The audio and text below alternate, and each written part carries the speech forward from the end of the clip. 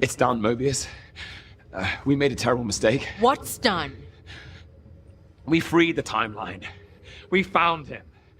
Beyond the storm. A citadel at the end of time. He's terrifying. He planned everything. He's seen everything. He knows everything. It's complicated, okay? But someone is coming. Countless different versions of a very dangerous person, and they're all set on war. We need to prepare. Take it easy. You're an analyst, right? What division are you from? What are you talking about? Who are you? What's your name?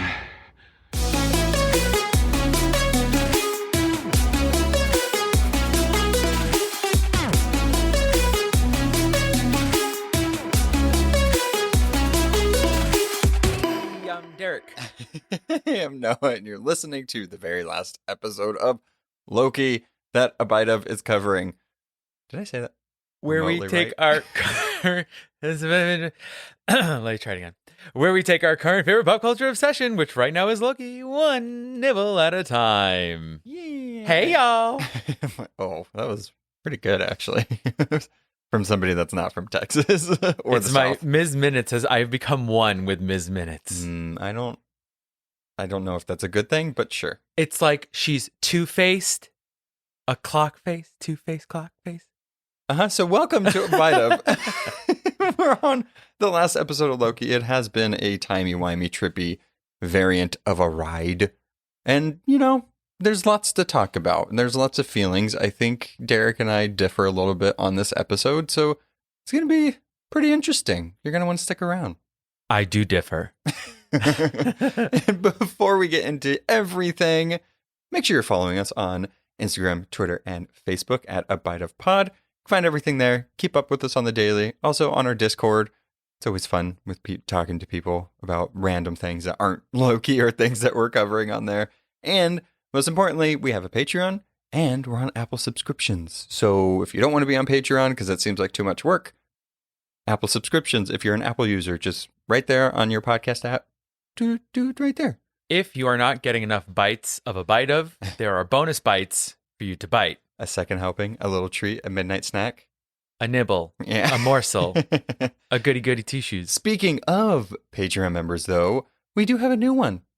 So exciting! To be fair, it's not like new like right now. It's, you know, we took a minute to get this shout out to. Apologies. Apologies. We're recording again in a hotel room, so our life is a little chaotic. What is happening? Blankets on some random furniture. We literally have a blanket from the wardrobe to the hotel door to block the noise from bouncing. Does it work, guys? Comment below. Let us know if it works. Comment below. Can you hear the crazy high school or college baseball team that's also staying at this hotel? God.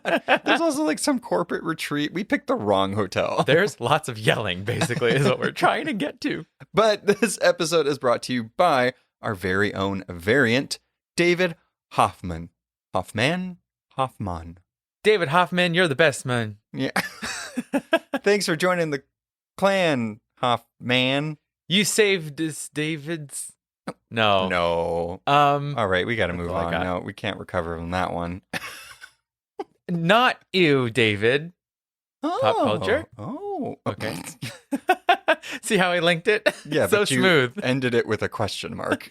Pop culture? Believe in yourself. Come on. Believe in yourself. All right. Well, let's take a look back before we discuss and dissect and try to figure out what the hell is going on at the end of Loki. All right, let's go. So, in Loki episode 5, titled Journey into Mystery, Sylvie has a standoff with Renslayer and prunes herself into the void. Loki wakes up in said void and meets boastful, classic, kid, and Marvel's newest sweetheart, Alligator Loki. Oh. Love you. They take him to their underground bunker where they tell him about Alioth, the smoke monster. Sylvie meets up with Mobius and the pair go joyriding in a pizza truck. Loki and Sylvie reunite and come up with a plan to enchant Alioth to travel to the place at the end of time.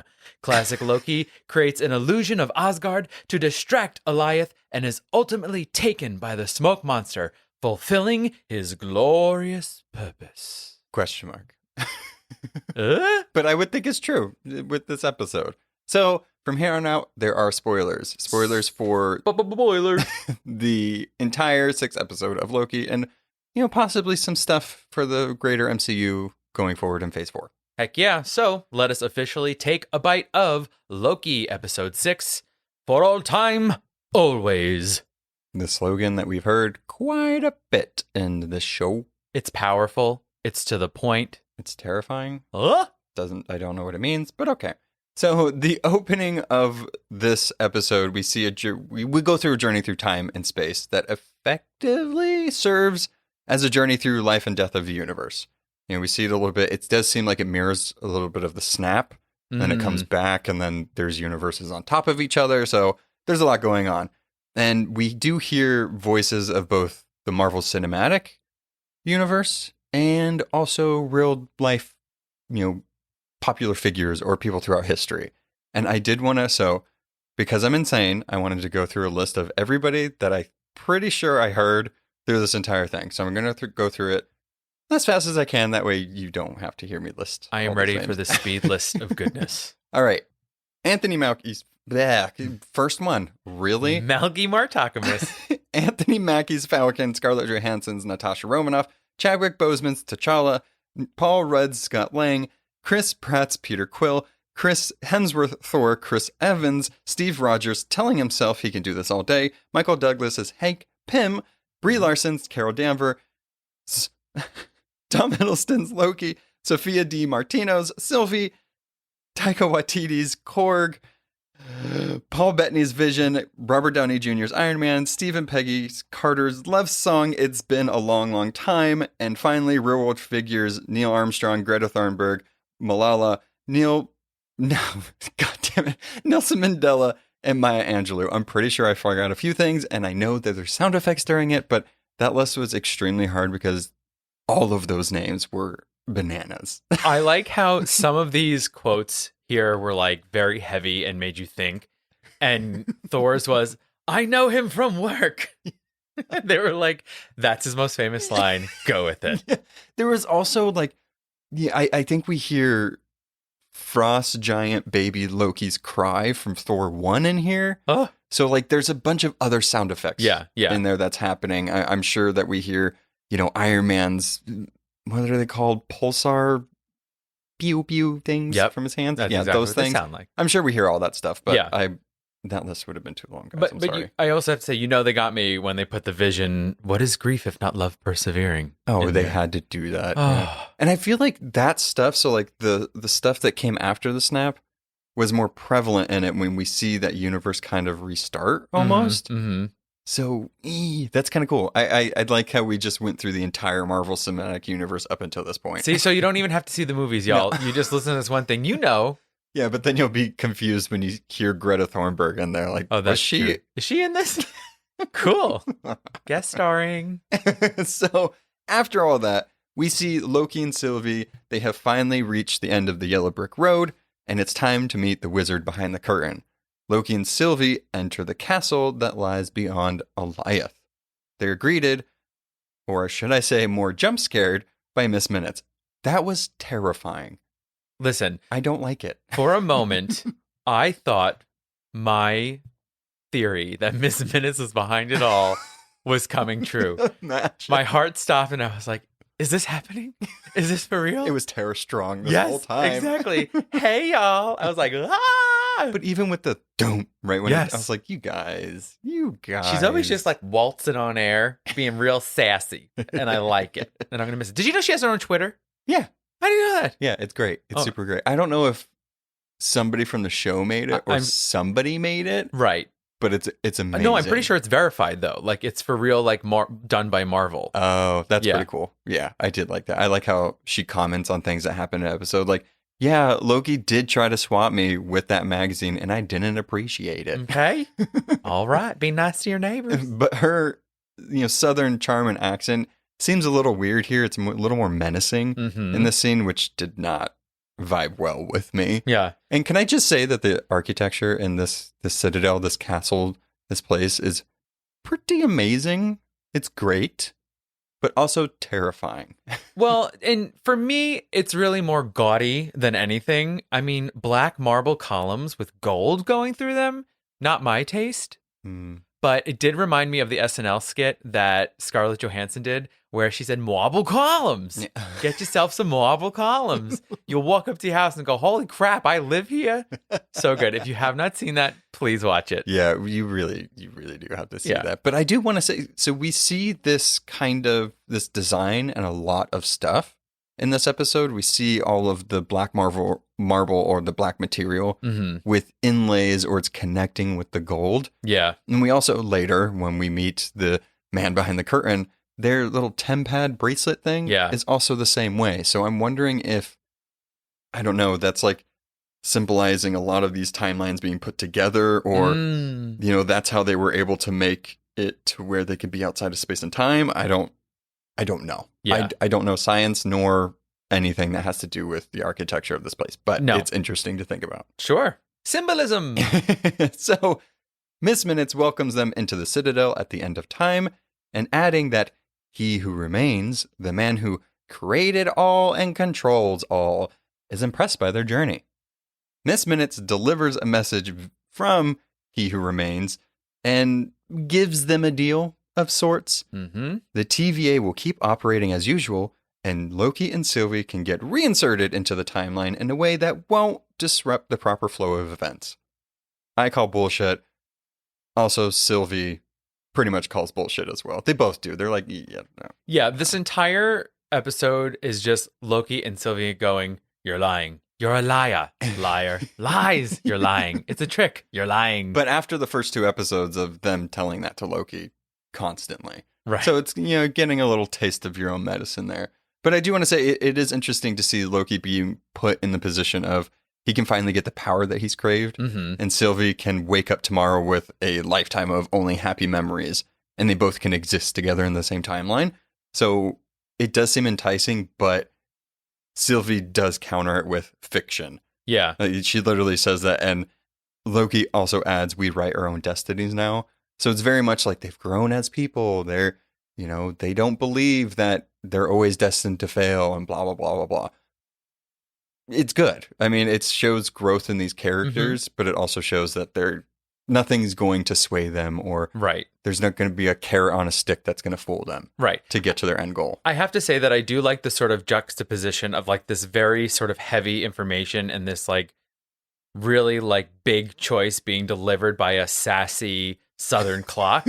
It's like, he who remains, of course, who created all and controls all. Like, it's like these very heavy things, this sort of reveal of who they're going to meet, but it's this orange clock. I mean, that, like, Marvel and comics are freaking weird. Mm-hmm. If you just need to see one still image of anything, you see this weird holographic orange Southern clock talking to Loki and his variant from another reality, Sylvie, in this weird, gaudy, black marbled with gold inlay with statues behind them of like weird clock-faced figures. Yeah, it's weird. All of it's weird. It's just the perfect snapshot of comic books right there.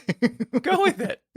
So Miss Minutes eventually disappears after they deny the offer that Rude. was given to them. So here we're going to talk about all of the stuff that happens outside of the Citadel. Mm-hmm. What's happening currently in the, quote, sacred timeline. Mobius returns to the headquarters to confront Renslayer. She's determined to believe that the TVA's work had some kind of purpose all along, which is interesting because it mirrors a lot of the characters in this. I would say aside from Mobius, really, or maybe him as well, but a lot of these characters are driven by their purpose. They have that one thing. Glorious Loki purpose, doesn't, the glorious purpose. Loki doesn't really know what his is. He just knows that he has a greater glorious purpose. Mm-hmm. Instead of pruning Mobius at this point, Renslayer opens a time door and disappears through it, telling Mobius that she's going to search for free will, which not too sure what that means, because prior to this, we see Renslayer looking at the ring marks on the table again. We see Miss Minutes coming in. She gives her files, but turns out it's not the file she wanted. She's got physical files. She's got digital files. She's got temp files. She's got all sorts of files. But it's not the file she wanted because she's like, what is this? This is what I asked for. Right. And she's like, he thinks you would enjoy these better. Who is he? Well, right. And in the last episode, she tells Miss Minutes to get me all of the files about the start of the TVA. Right. So that's what she's expecting. And so Miss Minutes says he, which is sort of finally revealing to Renslayer that there is someone that is not the Timekeepers controlling all of this. Right. So it's really interesting. And all of this talk about free will is really wild to me because she says to Mobius while they're having this conversation. So he's like, we need to give people their free will back. Right. And she says, free will, you know who gets free will? Only the one in charge. Right. But then as she's exiting, she says, I'm going to search for free will. Yeah, it's interesting. What did she see in these documents that made her whole demeanor and how she's acting change? Because she's very cold and she's very, I need to go on this new mission with whatever she saw. Maybe there is something about he who remains or Kang or Immortus or whoever it is, and she knows that she has to search in a timeline where she can actually get free will. Yeah. It almost feels like she resents the fact that there is someone sort of being a puppeteer. Right. Right. So like she wanted control of her life. She thought she had this purpose. She thought she was doing all this great. But when she realizes she doesn't have control, she's sort of become jaded. So what is she willing to sort of do to get the control back? It almost feels like, is she sort of willing to find whatever Kang is out there and become part of his posse just so she can have her own free will? At this point, it's like, what is she willing to give up to have control of her own path? I mean, everything. That's right. And maybe it's this good that she always thought she was fighting for. Yeah, but see, like the thing with the last episode and her saying that she kind of knew some of this stuff was bullshit and she was just playing along to see who's behind the curtain. So I mean, who knows how much she does know, but she seems like she's determined, or at least she knows where to start. So that's more than she had before, I'm assuming. Yeah. But I don't think that she knows anything about Kang at this point. I agree. He Who Remains, or whoever it is. I agree. See, it's weird because we have gone back and forth on this thing. And in this scene, it's almost like he has given her select files to almost get her on his side. Yeah. I mean, as we see this guy, whoever is controlling it ultimately, planned all this. They wanted all of this to happen. For what reason? I don't know. Is it just for a game, for amusement, or for some glorious purpose? It's really hard to tell. And unfortunately, season 1 does not reveal that. No, not at all. Don't get really anything. Did you want closure? You're not getting it. Yay. Whoa. So let's skip to Hunter B-15 a little bit. Oh, yeah. And they go to high school, the Roosevelt High School, the pens that we've seen throughout this series. And we're like, what are those from? Who are they from? Whose past are they from? So in an effort to make the rest of her fellow TVA hunters aware of everything, Hunter B-15 brings her squad to a quiet suburban high school in 2018, Fremont, Ohio, where she introduces them to Renslayer's variant, an Ohio State University graduate who goes by the name of Rebecca Tormenay. It was hard to see on the thing. Yeah, you should have seen me trying to look into my phone. I wanted to go in it to see the certificate. But the interesting thing about that is Tormenay is an alias of Renslayer in the comics, as I push my glasses up that we talked about in the last episode, and has used that name while trying to escape from Kang the Conqueror. So okay, so here's my question. Okay, so like Mobius didn't know he had a past life, and so he didn't have anything from his past life. He just knew that he loved jet skis. Whereas Renslayer had a pen from her past life. Oh, not even just a pen, a lot of them. A cup full. Yeah. Perhaps a box full. Yeah. Fresh from 4imprint. Well, maybe she knew. But that's what I'm saying. That's where it's getting confusing. Why did she have a little totem from her old life? Yeah. I mean, she did like to collect trophies. Who knows? I mean, we do see her here. And the interesting thing about 2018, I believe, is when the snap happened. This 5 years later is what? 19, 20, 21, 22, 23. Yeah. So 2018, that's the year of the snap. So Oh, sure. interesting. Yeah, I'm sorry. I just realized I had to go back to the Falcon and Winter Soldier to realize that took place in 23. No, which one took place in 23? WandaVision? Yeah. Both of them. All of them? All of them. They all happen after the snap. We're in the future, but we're in the past. Oh my gosh. Yeah, so I don't know. I don't understand. Why did she get to keep a trophy? I don't know. I mean, I think it was all just pointing to like she's from this place and then Renslayer. I mean, I don't know. Again, there's so many questions, or if it was just, hey, she's from somewhere else and that's it. Surprise, everyone. We're in a hotel in Fremont, Ohio. We're going to find this school. No, No. unfortunately not. As our variants journey further into the Citadel, They see some statues there. Yeah. And I find this interesting, right? So we've seen these statues who are always the timekeepers. And here, there aren't 3 statues, there's a couple more, but one of them is smashed. yeah, So I'm trying to figure out if there's any significance behind that, right? So, because we come to learn that there's obviously multiple universes and multiple he who must not be named, he who remains. I kept writing that in my notes. So it's just like, wait, what is it? it's kind of Voldemort-y. Right? It is. But it just feels like, what is this significance that one of them has to fall for the others to rise? Or has there already been one before that's fallen and they just keep, like, this scenario keeps happening over and over again? Well, it's funny that you say one that has fallen because in the comics, glasses pushed up, there is a 4th timekeeper that was exiled from the other 3. It's a big group. He was exiled because he told the Fantastic Four what was going to happen in a big event. And it was a whole storyline from there. I can't remember their name off the top of my head. It's something dumb like Obajajajaw, Yep. something like that. That's it. But that was something that was in the comics. So maybe it's a nod to that kind of deal? Maybe, or they're variants of He Who Remains / Kang Isn't it, / like- Immortus. It's so crazy that the TVA, which is so huge in the Fantastic Four, and this other thing you're mentioning, which also happened to the Fantastic Four, is not happening to the Fantastic Four. Oh, I have another connection to the Fantastic Four that's big time that I don't think you know about. Fantastico Cuatro. And I'll get to that. Cuatro Okay. Fantastico? Okay. I don't know. So our variant duo eventually encounter He Who Remains himself, played by Lovecraft Country's Jonathan Majors. Which, surprise, he did make his appearance and he lied. He was asked about it in interviews and he said, nope, you're a liar. But technically he's not lying.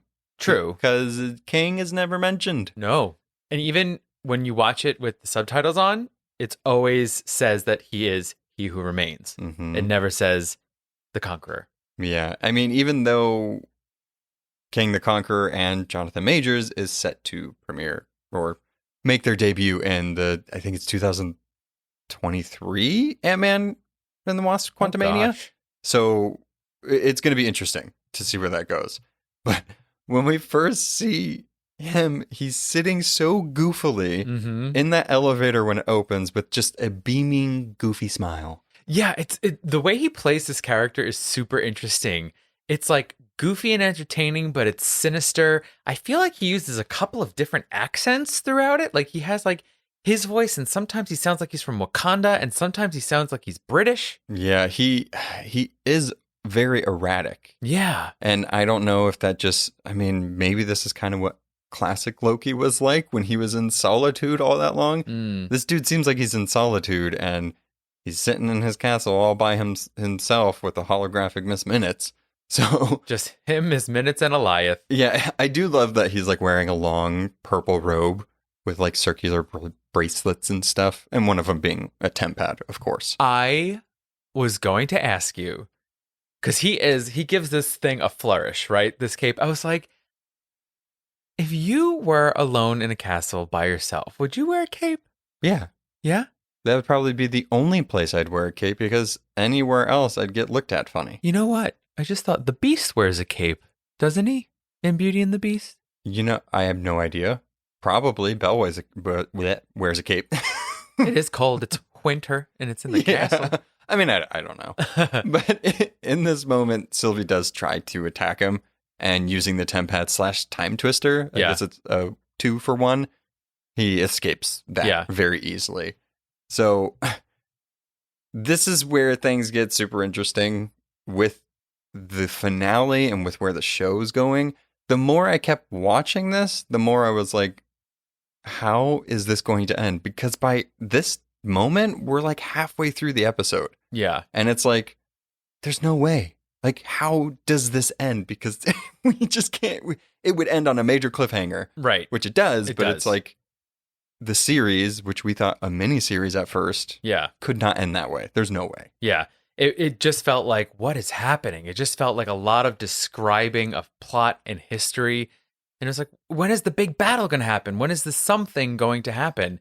And it felt like a journey, and then it really didn't have a solid ending. Yeah, I don't mind exposition so much. I thought this was very entertaining exposition. This does remind me of some stories where, the big bad or the final, act or whatever is more of explaining how the hero got to where they are. Mm. It's like, what is it? Rick and Morty. I actually believe one of the writers from Rick and Morty is on this, where they talk about like story circles, Mm-hmm. where it's like you start somewhere and you end up in the same place. Sure. And it kind of feels that way, as if, yeah, you're back in the same place, guys. Like, you weren't actually going anywhere this whole time because it was all preordained. Yeah. I kind of like this image of him throughout these final scenes. There's an apple. He's biting an apple. Doctor Strange. It feels, Sorry. to me, it feels very Adam and Eve. Mm, He's the serpent who's tempting them. mm. He has this apple. He's luring them into this trap. He wants them to take a bite of the apple. And as we see, I think that they do. Maybe a little bit. We'll see. The Eve character Let's find takes the out. bite. Hey, don't assume that they are Eve. Sure. So he who remains informs his guest that he's responsible for their treacherous journey to reach him. You walked down it, he taunted them. He just walked right down the path that he laid out before them, which is something we did talk about in previous episodes. I was like, it does seem weird that Loki's able to get this far. Like, why is this Loki the only one to actually do what he was doing? It seems like whoever is behind the curtain wanted him to do this. Yeah. So yay for me. Yeah, it kind of, I almost feel like sometimes this is one of like the more frustrating tropes, is like when a hero's on a journey and then in like the last act, the villain's like, well, I've been telling you to do it all along, and this was all part of my plan. Mm-hmm. It's like, oh, all right. Yeah, but I enjoyed the journey True. to that point. I agree. And I do like the character / actor that's delivering the message. It could have, I You're like, I liked everything before it. I like the person who's telling me the story. It's just the actual thing that's happening I'm not happy about and isn't great. I mean, we know there's a season 2 coming, and Yeah. we know that this has ramifications for the entire MCU, just like most of these Disney Plus shows do.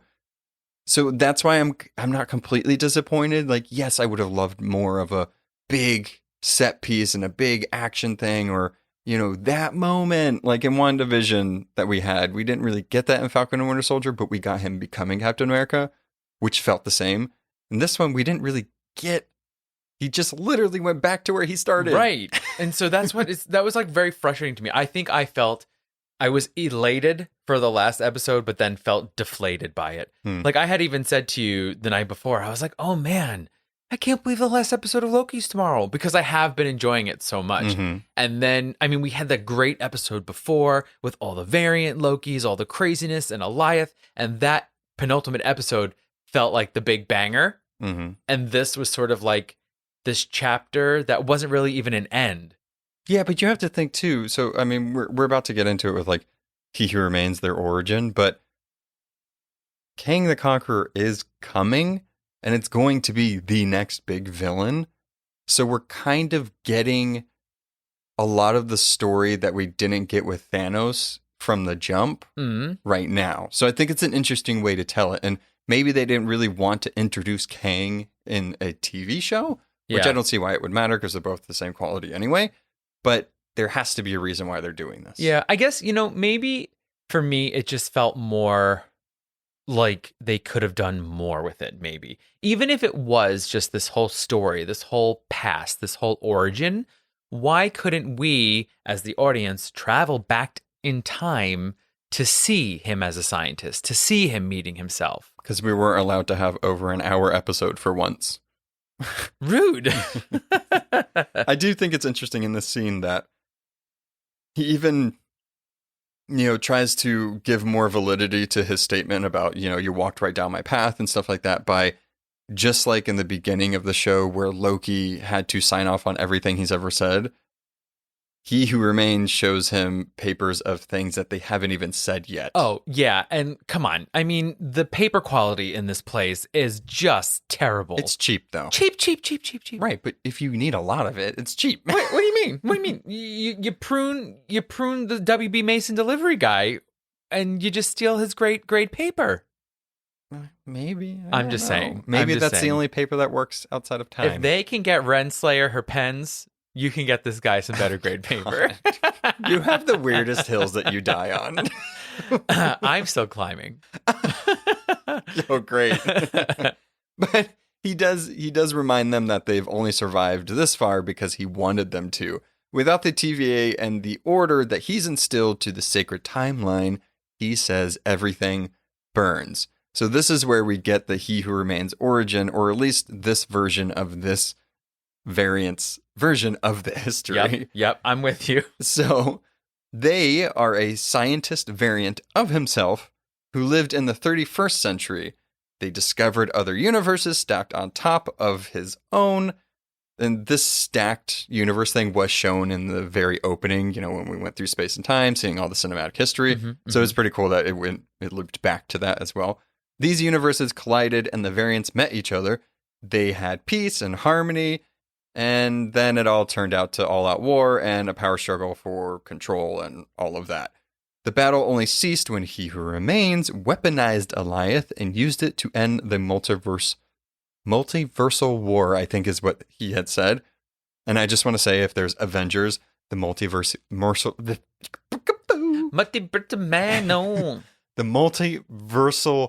war, Avengers, the multiversal war. I'm calling it now. That's a thing. That's going to happen. You said multiverse is not going to be in one. I said a lot of things just now that was incorrect. But 2 movies. Thank you very much. Yeah. So now he says the TVA in the sacred timeline exists to prevent the chaos from happening again. So this was something that we were hearing a lot from the TVA agents, from Renslayer, from Mobius. So it seems like that was correct, or at least for what he's saying. But the caveat being, if he were to be killed, infinite variants of He Who Remains would appear and another multiversal war would happen. Actually, I hope that Avengers is not called that, because for some reason I have a hard time saying that. Noah said redacted. Yeah, redacted. Not anymore, please. But I do think it's interesting. So we know from this weird goopy clay history lesson. Mercury. Right, Mercury, good point. Also, this stuff mirrored the rest of the architecture, and his tempad was he has an black. aesthetic. He does. He really does, which is weird because the character in the comics is purple, green, and blue. So anyway. Well, the clouds outside of him, outside of the Citadel, are purple, green, and blue. That's the cosmos. Oh, I'm sorry. I love when Noah says fact in Marvel. He's like, no, sir, that's the color of the cosmos. That's science. Oh, forget it. Just trying to go for a little metaphor here, you guys. A little foreshadowing. So even throughout this whole history lesson, they still don't refer to themselves as Kang or anything like that. So no, Kang the Conqueror isn't here, but he is here. And in the credits, he's also credited as He Who Remains. Yeah, he just gave us that little taste. He said, yeah, I've been known as many names. The Ruler, the Conqueror, wink, wink, nudge, nudge. Exactly. Yeah, that's the closest we got to it. And I want to say that the Ruler might have been a little reference to the character's time as the Pharaoh Rama-Tut. Ooh. Because in the comics they were too. So I'm like, oh, that's kind of cool. They're mixing a lot of this character's history. And I'm not going to lie, this character gets very confusing. They do talk about in this origin that they were a scientist, and there is a version of King the Conqueror, Nathaniel Richards. And if you're a Fantastic Four fan, Richards is the last name of Reed and Sue Storm / Richards. They are a descendant of Reed Richards that eventually does become Kang / they have become Doctor Doom. Oh. So it's an interesting character that's in here. And we know the Fantastic Four is coming as well. So, yeah. Oh man, it's happening. I mean, the moral of this story to me is you can't even trust yourself. Or the villain's self. When you meet yourself, you're just going to stab yourself in the back. Yeah, I don't know. I wouldn't want to meet myself. I'd probably be annoyed with myself. This is just a metaphor about self-doubt. For real. But in this scene, like this particular whole monologue exposition that he does, I want to say that Jonathan Majors is a delight in this role. And we touched on that a little bit, but he's charming, he's funny, he's super animated. Oh, he's on the desk, he's off the desk, he's behind the desk, he's in a chair. Exactly. It's subtle moments though that that he's able to really play up the fact that He Who Remains is an antagonist and not the outright villain. So it's fun to see him it feels like he can kind of stretch his legs. Oh, yeah. You know? And he's surely antagonizing them in this moment. Oh, yeah. He's playing a little cat and mouse game. Speaking of that, Loki and Sylvie are presented with a choice. Kill He Who Remains and risk bedlam of the timeline, or return to the TVA and become its benevolent rulers. Who run the world? Loki's. Well, the TVA. Okay, background on that. There's people making so much noise in the hallway that we had to stop right before Derek wanted to do that joke. I very naturally said the joke, but it was rudely interrupted by strangers in the hallway. And I was so excited to nail it. And then it didn't sound as good. So I know you guys are like, wow, Derek, that was a pretty weak delivery of a Beyonce song remixed for Loki. You just said of a Beyonce song. Beywance. Yeah. So apologies on that, but sometimes there are things that are out of our control. Okay, so there are back to the Citadel. There is a, worrisome, mysterious rumbling in the distance, and He Who Remains looks a little worried / anxious, and he says, "We just crossed the threshold." Outside, swirling ribbons of time in the sky begun to branch off from one another. So, turns out that He Who Remains knew everything up to about 10 seconds ago, which is interesting. Like, why? I guess maybe that's why it couldn't redline. I don't know. Like, it obviously seems like a lot of these timelines are starting to branch. Like, whatever is going to happen is already starting to happen. There's like branches of branches. Right. Twigs. And maybe he doesn't know what's going to happen because that happens. But it's interesting. But he doesn't seem that super upset. I'm of the camp of liar, liar, pants on fire. Mm-hmm. And I think he's a liar. Yeah. And he knows exactly what's going to happen. Yeah. He knows what to do to get people to do the things that he wants. Yeah, that's where the lie in his plan is revealed. Yeah. Yeah. These events were engineered specifically to put Loki and Sylvie at odds. He Who Remains is willing to sacrifice everything on a game of chance between two variant gods of mischief. It's interesting. We don't know why. We still don't know why. Maybe he wanted this to happen. Maybe He Who Remains wanted to eventually be at the pokey end of the stick. Well, right, because he does say, he literally says reincarnation, baby. Right. So I think that he knows that if these Lokis kill him, he'll be reincarnated in a state that he can then take control of everything. Or in a better state. Maybe he doesn't even want to take control. Or maybe he can fly. Sylvie once again lunges at He Who Remains, but Loki tries to talk her down, saying that they should simply take a minute and think about their choice, which is a big departure from Loki's usual, charge the villain strategy. Oh, he's very much a leap before he looks kind of guy. He has some character growth and development here, and I appreciate it. I like this, trying to think things out, trying to consider everything, because they're not in necessarily any imminent danger. Sylvia's just has one mission on her mind, and she just wants to get it done. She says this outside the Citadel before they go in. She's like, my entire life has been leading up to this moment. This has been the point of everything. And now you're standing in front of me, telling me to take a second, take a chill pill. No. I am ready to murder. She has literally survived thousands of worlds dying Yeah, to get what to it- this point. She says something to him like, I was pruned before you were even born or something like that, or like even created. So she's been on the run. For a long time. Your girl's tired. Yeah. Yeah. Loki's like, disinterest is immediately killing Who Remains is puzzling to Sylvie. And it was a little puzzling to me too, because I was like, oh, okay, this Loki is like being mature. Not that he doesn't usually think things through, but for something to come up like this all of a sudden, and then for him to be like, wait, we need to consider all our options here, is definitely interesting. And she suggests that he's merely been conning her this whole time so he can finally take his throne, which was upsetting. Yeah, I mean, but if you think about it, it's sort of a role reversal for the two of them. Even in the Right. last episode, he, like you said, he wanted to charge the monster, and she's like, okay, we have a plan. Let's calm down. Let's do this. And now he's doing that, but she's the one who's being irrational. So they've completely swapped sides.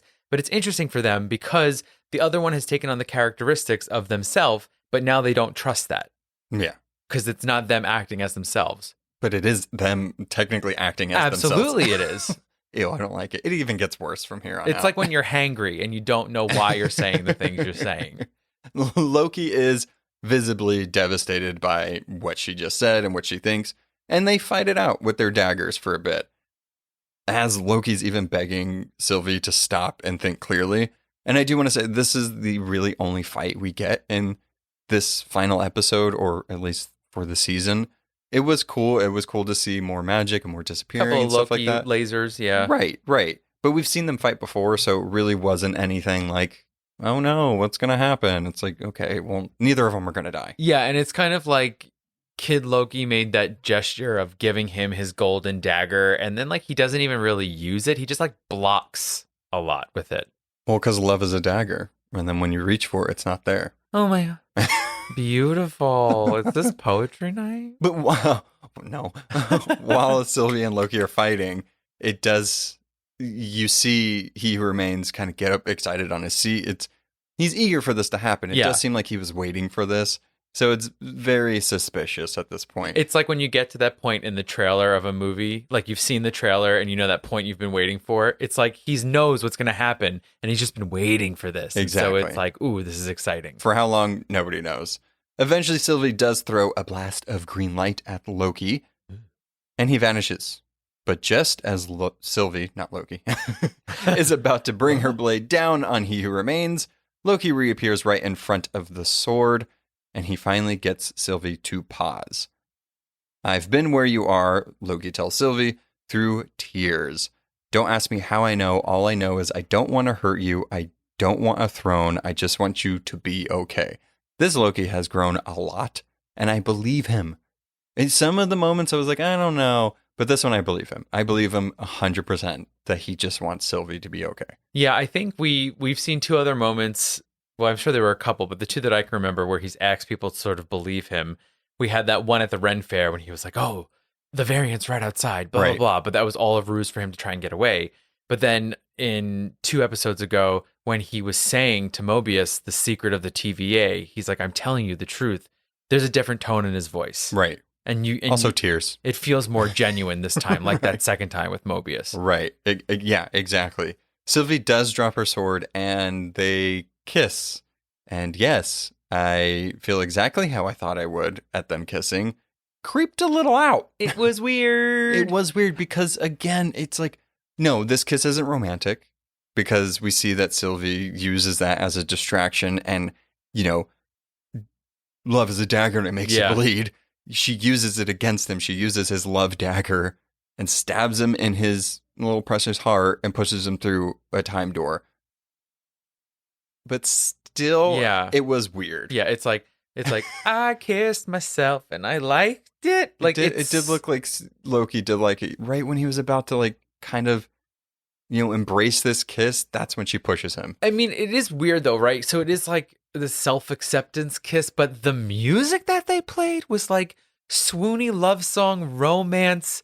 Oh, our two leads have finally fallen in love type of music. Yeah, I mean, Kate Herron, the director of Loki, did say that Loki and Sylvie's relationship isn't necessarily romantic, and I don't know if they kind of maybe were I don't know, giving some fan service to the people that might ship them together for that one little tiny moment of a kiss. But it's like, I'm glad that I hope it's not going to remain romantic or whatever it is, because it did seem like Loki was okay with it, which makes me a little weird. I keep like trying to like be like, Derek, you're okay with it. It's fine. You're okay with it. But then it's not that okay I'm not not to be okay with okay. it. It just was like, it was a little awkward. It was like I don't know, like, what? Kissing? Yeah, I mean, whatever. It is what it is. It's Hey guys, done. comment below. How'd you feel? But write it with emojis. Oh my God, please. If you're on a Discord, which I know a few of you are, just comment in our Loki chat some emojis and we'll know what it is. Exactly. So she sends him back to the TVA through the door. No! Yikes. The multiverse of madness is born. Sylvie follows through with her plan and she drives her sword dagger, not sword, into He Who Remains. See you soon, he tells her with a wink, and after he dies, Sylvie sits on the floor looking a little, conflicted about what she just did. For good reason, because all of those colorful timelines in the sky outside are branching like crazy. Some of them are red. Maybe that's Wanda. Who knows? Ooh. Because when does this take place?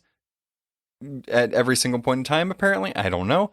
But it is interesting. Some of the lines are overlapping. Maybe that's what happens in Spider-Man No Way Home. That's how we get Andrew Garfield and Tobey Maguire. And it's sort of interesting because he who remains. He who remains. Yes. He wanted to say he who must not be named. He's actually a character in the comics. He is a person that works for the TVA and eventually does create the Timekeepers, but is the last person at the end of time in a Citadel. Actual there you go. Okay, well, I like that. I like that's where it's based. Yeah. I do think it's interesting, though, that he says something like, I have seen all the realities. I can see all the ways that this can go. It feels very Doctor Strange to me. Yeah. Right? Good point. Right? I've seen like 14 billion possibilities, and there's only one where we win. Right. It feels very much like that. Yeah. So it all feels sort of connected in that magical way of being able to look through time and see what is going to happen. And it's like, well, it's sad because what had to happen was our Lokis had to fall apart. Yeah, which sucks because it took so much time for them to get together, and then now they're torn apart. And and it's weird. It's like, was I shipping them? no, I don't think romantically. I wasn't shipping them romantically. No, that's right. You're right. But I liked their bond, their friendship, and I liked them getting closer. They're fun together. Yeah, it was all about that. It was about that stoic breakdown and them coming together, and then exactly. So everything's fine. Everything is awesome. Question mark. We see Biff B-15 and Mobius watch from the TVA as the sacred timeline branches into its countless directions. No turning back now, Mobius says, and B-15 replies with, who said anything about turning back? Yo, this thing is redlining like crazy. Like they ain't never seen before on the TVA. I mean, or have they? But it is pretty redlined. Yeah, it's wild. Poor Loki, who is sitting alone in silence after Sylvie just betrayed him with her/his/their love dagger. You just get pushed through one too many time doors and you just had it.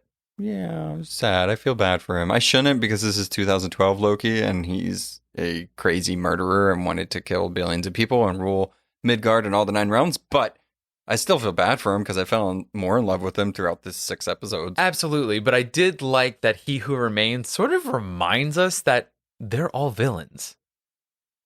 Yeah. He's sitting there. He's like, we're just some villains hanging out in a citadel. It's like, although he's the hero of our story, he was a villain. Yeah. I mean, I wouldn't say necessarily Sylvie's a villain. She could be technically to the TVA because they're all innocent people, but they didn't know any better. But yeah, I feel like he alluded to the fact that she has done some murdering and stuff in her life. I mean, they're not great people. I would not say that they're like lawful good. No. There's a spectrum going on here. For sure. So Loki closes his eyes and takes a deep breath. And when he opens them, he looks a little more determined. He's like, okay, I'm sad. I grieved a little bit. I need to figure out what the hell's going on now. Remember, he's in the TVA at this point. He finds B-15 and Mobius in the archives. He lies that he and Sylvie freed the timeline, which technically is true, but Yeah. Loki didn't want that to happen. He didn't make that choice. Sylvie made that choice. So it seems like he's still kind of defending her a little bit. Then warns that countless versions of a dangerous person are coming. So that's not a lie. All that are set on waging war. So he's trying to tell them, but neither Mobius or B-15, at least these versions of them, seem to recognize Loki, asking him who he is and where in the TVA he works. You're an analyst, right? Yeah. Uh-oh. Yeah. And Loki definitely looks very confused and terrified. And then he steps away to catch his breath and notices, those big statues we've seen with the elevators? No, it's not those android timekeepers. It's King the Conqueror himself. Yep. Jonathan Majors, the single and one statue looking over the TVA. Yikes. So, little bit of a theory. Hit it. Right off the bat.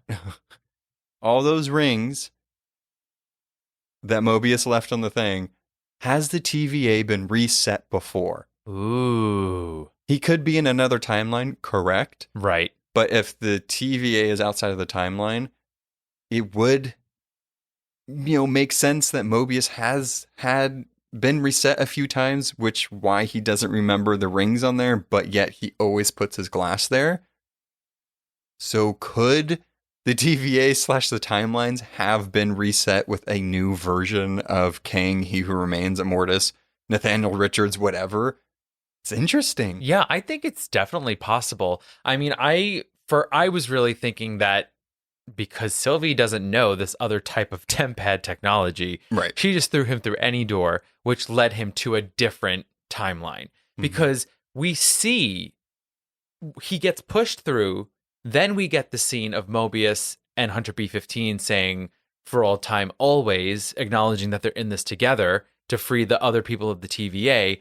And then he runs up to them and they're the confused ones. So I don't know how quick a switch can happen, a reset can happen, but I believe Loki was already there when we saw them acknowledging that It this could was have happening. been. Yeah, I mean, I think that's something that we might have to wait to find out. I'm sure since we find out in the post-credit scene that there is will return in season 2, which is fantastic, and I think really threw everybody for a loop because I'm pretty sure that we all were told these were going to be miniseries, and now What If is going to be multiple seasons.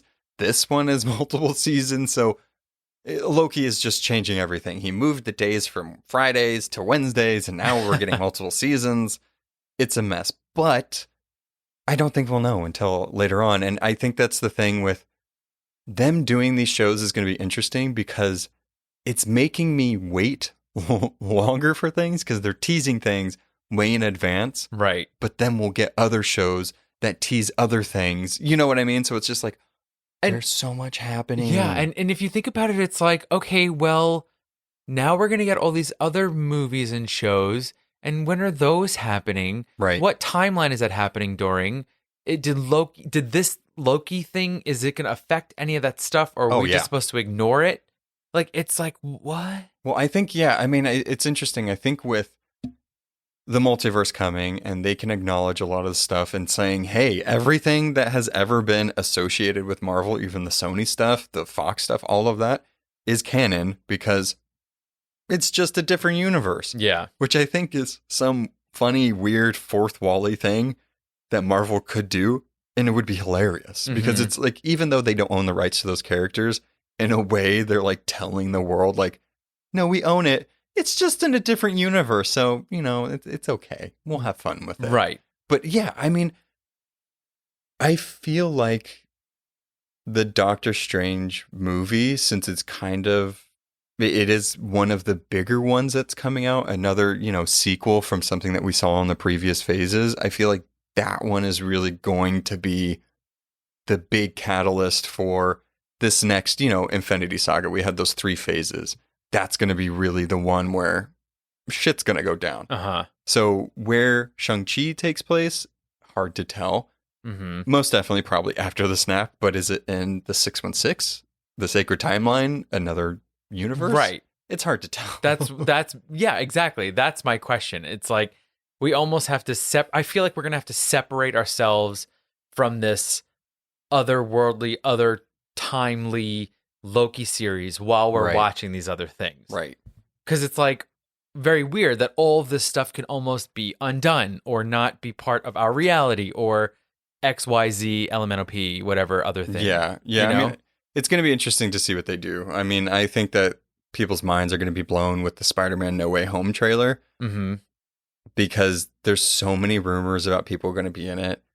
Now we definitely can't believe any of the actors saying they're not, because Jonathan Majors, even though he technically didn't lie, he lied in saying that his character wasn't going to be introduced or appear Yeah. in the show. I feel like when you're part of the MCU, your media training goes like this. It's like, are you in the MCU? What's your answer? No. Like, that's it. That's their media training. They you learned just say no. from Tom Holland. Tom Holland was the worst. And they were like, oh, Our shit. little cherub. We have to do that. So before we go and we finally, for now, we'll probably cover Loki season 2 because, we like to do that. But I mean, what the show, the first season, would you feel? I don't like ranking the Disney shows because there's only 3 really. Mm. And I don't think that's yeah. fair because they're so different right now. Yeah. But like, how'd you like the season? If you were to rate it, let's see, how many, what can I do creatively? Out of 5 Gator Lokis, Yes. what would you rate it? You know what? I'm going to give it, I was entertained. I'm going to give it a strong 4. Wow. Yeah. I mean, this last episode, I will admit, let me down. Yeah, you were pretty upset about it. Yeah. I just felt like I wanted more of a punch in my ending. I felt like it was far too much talking. Sorry, that's what she said. Oh. Gross. We just watched The Office. This is an true. episode of The Office where the HR guy comes and you see all those flashbacks of prior things, and there's a whole "that's what she said." That's true. I'm There's sorry. a montage. That was really inappropriate. I'm sorry. Inapprops, totes inapprops. But I really thought that it was a letdown for me. It was like, I think I've said this reference before, but in The Incredibles, they always talk about the villains monologuing. Right. This was a 25 to 30 minute monologue. Yeah, I mean, And I mean, kudos to the actor in delivering that. But dear Lord, was that sort of a waste of a season finale? okay. Well, I completely disagree that it was a waste. I'm not saying you're wrong. I feel so differently. But the thing that I will agree on is this is Loki's TV show, and I felt like Jonathan Majors stole the show, and it was so weird for a season finale to not be so much about the titular character. Yeah. So it was a little weird, but I love this stuff. I love all of the talking. I love finding out more about this. I was very fascinated by how they were going to connect all this stuff, or how possibly Kang was going to be introduced, or what they were going to do. So being a big comic fan, and you've seen some of the comics I've read where the entire page is just words and stuff like that, it's just like, I'm okay with exposition if it's good. If it's good in entertainment, Yeah. and like entertaining exhibition or, monologuing, I'm like, this is fine. Yeah. I don't know. I don't know. There were just like a couple of like sort of tropey things. It felt like sort of the bait and switch at the end felt sort of like Planet of the Apes. Yeah, it did. You know what I mean? Like, oh, it was Earth all along. And like I even feel like we've seen like even sort of like the female character sort of tricking the male character to do something. Like it almost felt like when Black Widow tricked Hawkeye and then she fell to her death. You know what I mean? Like, this one's for you. Like, or what, you know what I mean? It just, there were just certain things that felt like, oh, they don't know who he is. It's a different place. It's like, I don't know. It was lacking that creative burst that I wanted in that last episode. Well, you have the right to have your own wrong opinions, but it's fine.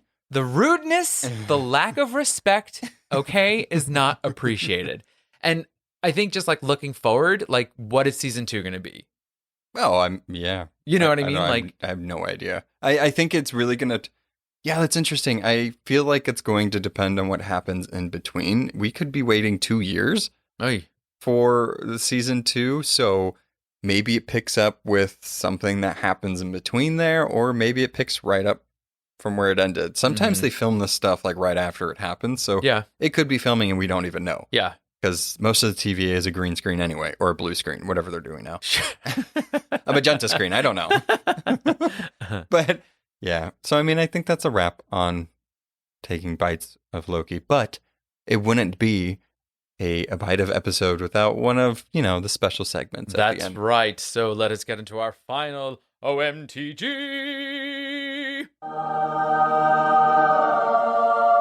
Oh, you just did that in a hotel room. Listen, they've been interrupting us this entire time. They can deal with it. All right. So for our final, let's meet the clever spider Anansi, who is known as a trickster hero in West Africa. Ooh, Yeah. Anansi Boys by Neil Gaiman's really good. Yeah, so this one is not so evil. He's kind of a good guy Yeah. in a way. So he would use his cunning ways to aid the people of Earth. He helped to get the sun, moon, night, stars, and rain created in order to support humanity in their daily lives. Just something super easy. Nothing big, nothing big. He's like, it's too hot, cool them off. They need rain. He just knew what he was doing. So one of the more famous tales is how he became the keeper of all of the stories. So he was tasked with needing to bring 3 things to the sky god in order to get this privilege. So Anansi used a leaf and water to trick some hornets into a gourd. He cunningly accused a snake of not being longer than his staff. Terrible. When the snake came out to measure himself against it, Anansi tied him to the stick. And lastly, he had to trap a jaguar and did so by lowering him into a pit. So he returned to the sky god with the 3 creatures that he tricked and was given all of the stories. So that is one clever arachnid. That is a pretty clever spider. Right? Spider boy, Spider Man. So you better watch out because you might be tricked by Anansi and be caught saying OMTG.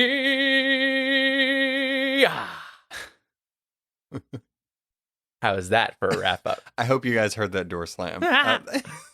In the hallway. I finally cleared the hallway out. Oh my God. I feel like this season, our recording and doing all this stuff has been absolutely bananas. It's chaos because of Loki. We started this season in Texas. Yeah. The before you watch. Like, we've just been all over the place. This is crazy. But we love you guys and we love doing this. Yeah, and thanks for sticking with us through it all. Yeah, comment below. Comment below. We had somebody ask us, like, I don't even know what this means, but I'm going to comment here. And we're like, yes, we don't know what it means. Commenting below is literally anywhere. Exactly. You comment below wherever you like. Your favorite social media platform, the Discord, whatever you want. All right. Bye-bye. Bye. Thanks for listening to A Bite Of, artwork and editing by our own Noah. Be sure to subscribe and follow us on Instagram at A Bite Of Pod and on Facebook at A Bite Of. If you have questions, recommendations, or just want to say hi, you can email us at abiteofpod@gmail.com. You can find us on all podcast platforms. Please be sure to rate and review to spread the word. Hope you join us next time on A Bite Of. Bye!